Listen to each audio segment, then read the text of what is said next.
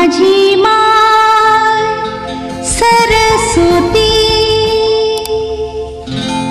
माले शिकवते बोली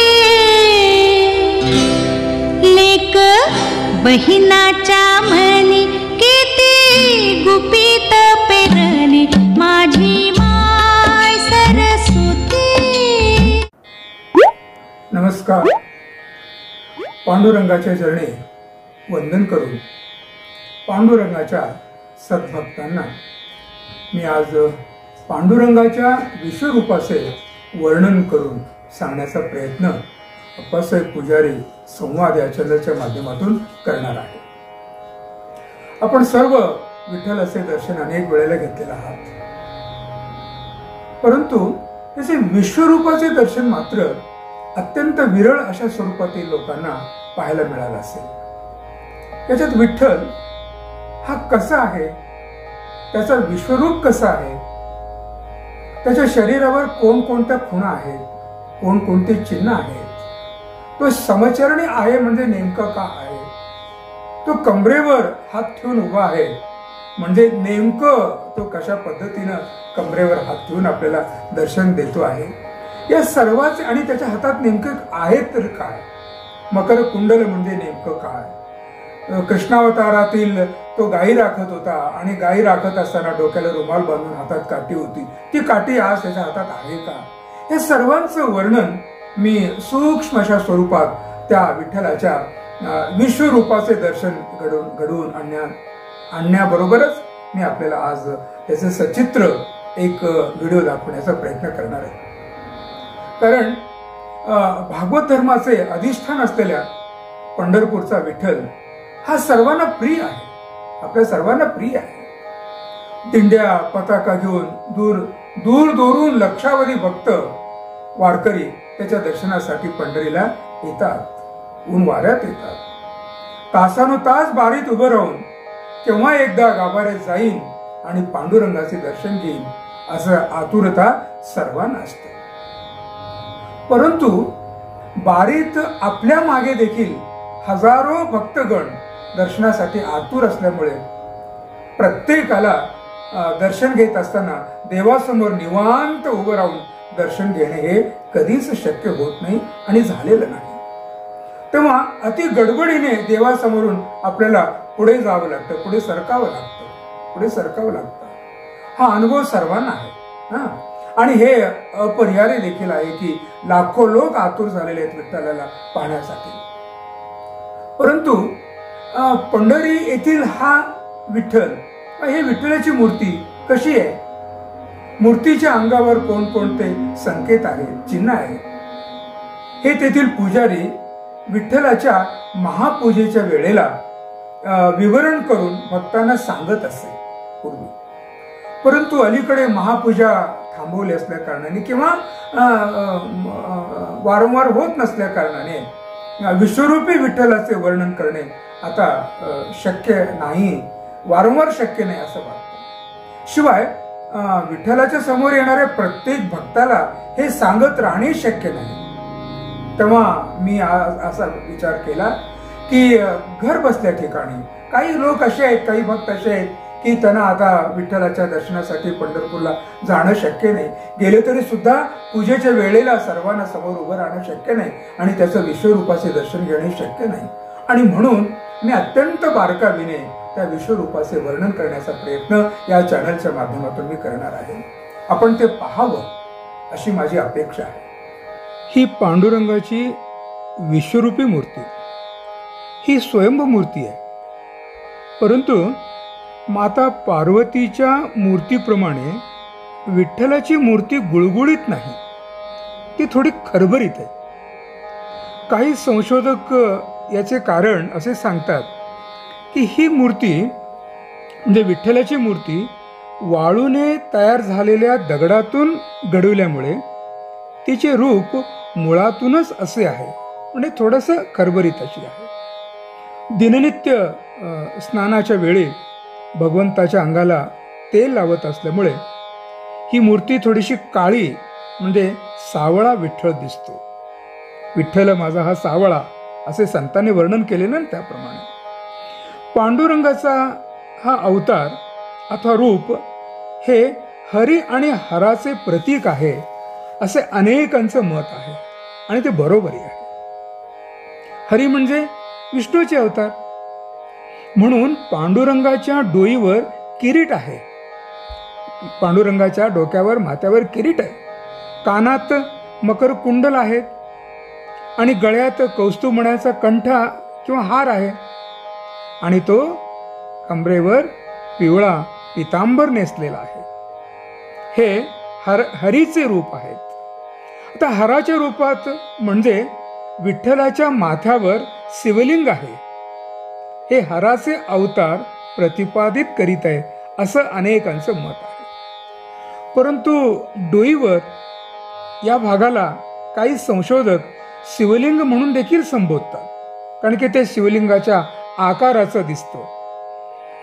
याला किरीट म्हणूनही ओळखण्याची प्रथा देखील फार मोठी आहे. तुम्ही पाहिलं असेल प्रत्यक्षात किंवा व्हिडिओवरून किंवा अनेक फोटोतून दिननित्य अनेक मोती माणकाने सजवलेल्या विविध किरीटाने म्हणजे मुकुटाने भगवंताला सजवले जातात. आपण पाहिलं हे सर्व. विठ्ठलाच्या कानात मकराकाराचे कुंडल आहेत. मकर म्हणजे मासा, मकर म्हणजे मासा, त्या माशाच्या आकाराचे हे कुंडल आहेत. आता हे जे गळ्यात दिसतं ना, गळ्यात कौस्तुभ मण्याने घडवलेला कंठा म्हणजे हार आहे. विठोबाची नाभी आहे, विठ्ठलाची नाभी आहे. ब्रह्मदेवाच्या उत्पत्तीचे हे स्थान आहे असं म्हणतात. संशोधकांचे म्हणणं आहे, वारकऱ्यांचं देखील म्हणणं आहे आणि अनेक विठ्ठल भक्तांचं देखील म्हणणं आहे. नाभी हे ब्रह्मदेवाचे उत्पत्तीचे स्थान आहे.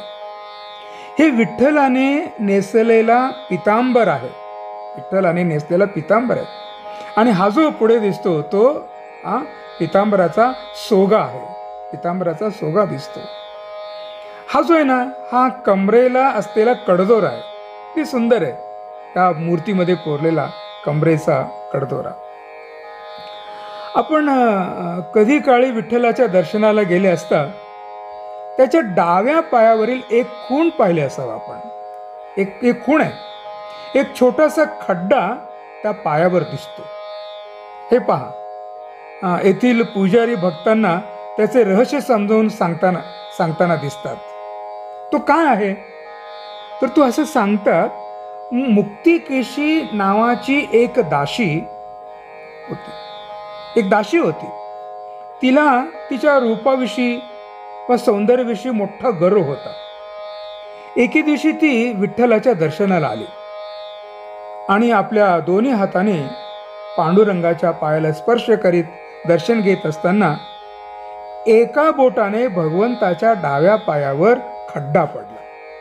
आणि आपल्याला देखील स्पष्टपणे या चित्रामध्ये तो डाव्या पायावरील खड्डा दिसतो आहे. सूक्ष्म आहे पण तो दिसतो आहे. कृष्णावतार, विठ्ठलाचे रूप हे कृष्णावतार देखील म्हणतात, कृष्णावताराचे रूप आहे. कृष्णावतारातील भगवंत गायी राखायचा, डोक्याला रुमाल आणि हातात काठी असायची त्याची. या वेशात गायी चारायला न्यायचा. त्यावेळच्या त्याच्या हातातील काठीचे दर्शन येथे देखील होत आहे. या विठ्ठलाची जी मूर्ती आपण सध्या पाहतो, या विठ्ठलाच्या मूर्तीत देखील त्या काठीचे दर्शन आहेत. हे पहा, हीच ती काठी, ही ती काठी, दोन्ही पायाच्या मध्ये ती काठी आहे. कठेवरी हात उभा विठेवरी, कठेवरी हात उभा विठेवरी म्हणून अनेक संतांनी विठ्ठलाचे प्रेमाने वर्णन करताना दिसतात. कितीतरी संतांनी कटेवरी हात उभा विठेवरी, उभा विठेवरी. परंतु या हाताच्या ठेवणीचे रहस्य आजपर्यंत भक्तांना ठाऊक नसावे असं मला वाटते.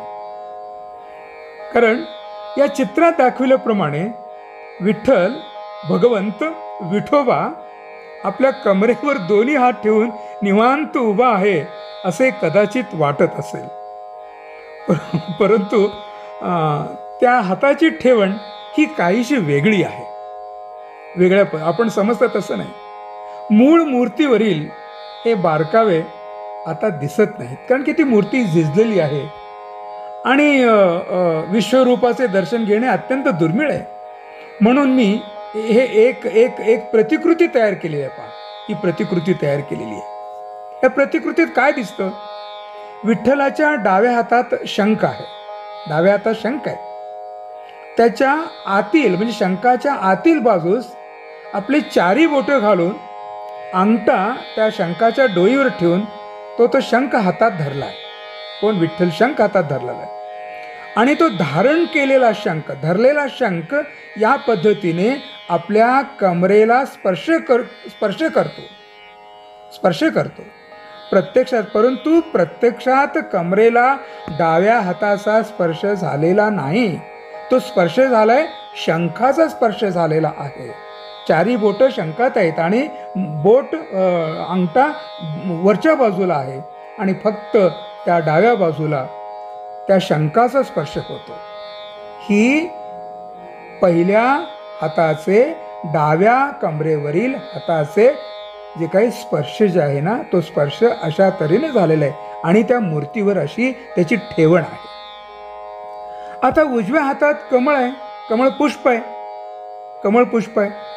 जे उजव्या हाताने विठ्ठल कमळ धरला ते कमळ उलटे केलेलं आहे, कमळ खाली आहे आणि ते उजव्या मांडीवर रेंगाळत आहे. देठ मात्र वरच्या बाजूला आहे आणि त्याची चारी बोटं ही कमरेला चिकटलेली आहेत, कमरेला स्पर्श करतात आणि म्हणून उजवा हात कमरेला जवळ आहे आणि डावा हात कमरेपासून थोडासा दूर आहे. आणि म्हणून डाव्या हातातून एक एक एक एक गोल असा जो तयार होतो देहापासून, तो गोल थोडा मोठा दिसतो आणि उजव्या हाताच्या मध्ये आणि देहाच्या मध्ये जो गोल तयार झालेला आहे तो गोल लहान दिसतो. कारण की उजव्या हाताचे चारी बोट उलट्या दिशेने देहाला, कमरेला स्पर्श केलेली आहेत आणि डाव्या हाताची बोट मात्र कमरेपासून थोडेसे दूर आहेत. आणि म्हणून विठ्ठलाच्या कमरेच्या भोवती आणि हाताच्या मधील जो एक आकार तयार झालेला आहे तो डावा आकार मोठा असून उजवा आकार हा लहान आहे.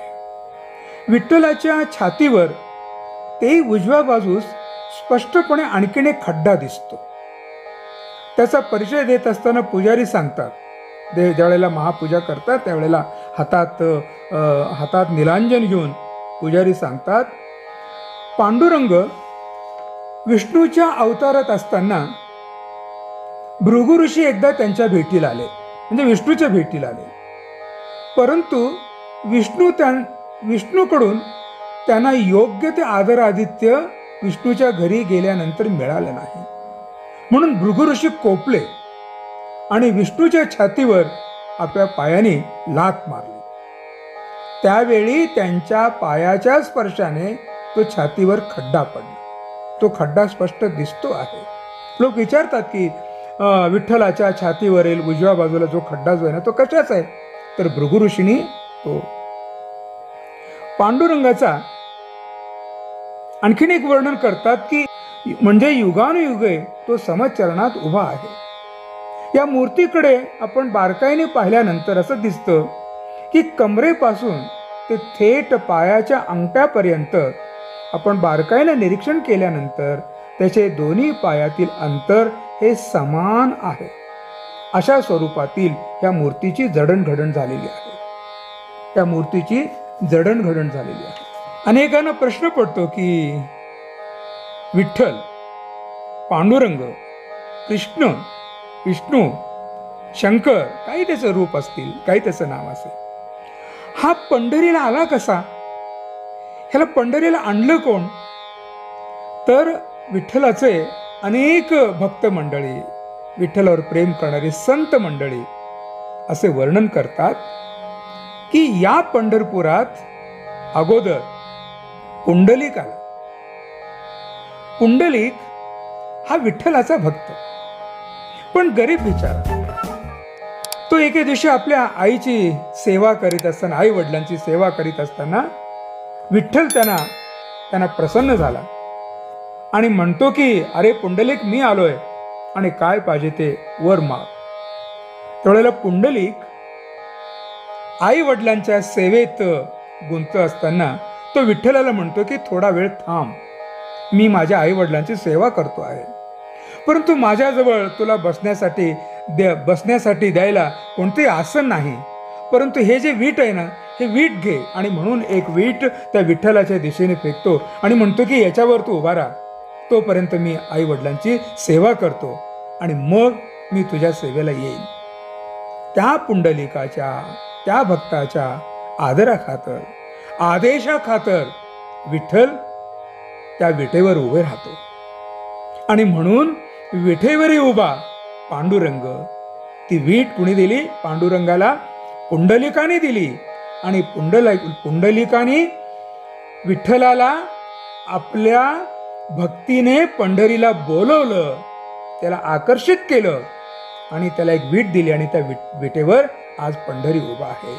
हे पहा, या मूर्तीच्या खाली ही वीट दिसते आणि ह्या विटेवर समचरणात दोन्ही हात कमरेवर ठेवून उभा आहे ही वीट. आणि म्हणून पुजारी दाखवतात की ही पुंडलिकाने दिलेली वीट. भक्तांनो, आतापर्यंत विठ्ठलाच्या या रूपाचे आपण बारकाईने निरीक्षण केलं. आपल्या मनामध्ये काही शंका असतील तर त्या शंकेचं निरसन देखील झालं असेल. पण बरेचसे अभ्यासक आहेत, त्या अभ्यासकांनी अनेक ठिकाणी याचं वाचन केलं असेल किंवा पंढरीच्या पुजारीच्या तोंडून देखील हे ऐकलं असेल. परंतु मला असं वाटतं की जे काही ज्यांनी ऐकले नाही, की ज्यांना विठ्ठलाचं दर्शन आजपर्यंत घडलेलं नाही, पण घडले तरी सुद्धा हे सगळं पाहणं त्यांच्या नशिबी नव्हतं असं जर मी समजलो, तर या माध्यमातून मी विठ्ठलाची ही सेवा केली असं समजतो. माझी एक आग्रहाची विनंती अशी आहे की हे सर्व बारकावे अनेक विठ्ठल भक्तांच्या पर्यंत पोचावे, अनेकांनी हे पाहावं आणि आनंद लुटावा अशी माझी अपेक्षा आहे.